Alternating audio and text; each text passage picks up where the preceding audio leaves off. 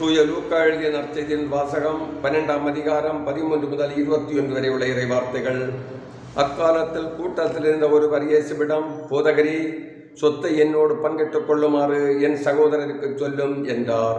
அவர் அந்த ஆளை நோக்கி, என்னை உங்களுக்கு நடுவராகவோ பாகம் பிரிப்பவராகவோ அமர்த்தியவர் யார் என்று கேட்டார். பின்பு அவர்களை நோக்கி, எவ்வகை பேராசைக்கு இடம் கொடுக்காதவாறு எச்சரிக்கையாயிருங்கள். மிகுதியான உடைமைகளை கொண்டிருப்பதால் ஒருவருக்கு வாழ்வு வந்துவிடாது என்றார். அவர்களுக்கு அவர் ஒரு ஓமையை சொன்னார். செல்வனாயிருந்து ஒருவருடைய நிலம் நன்றாய் விளைந்தது. அவன், நான் என்ன செய்வேன்? என் விளைபொருட்களை சேர்த்து வைக்க இடமில்லையே என்று எண்ணினான்.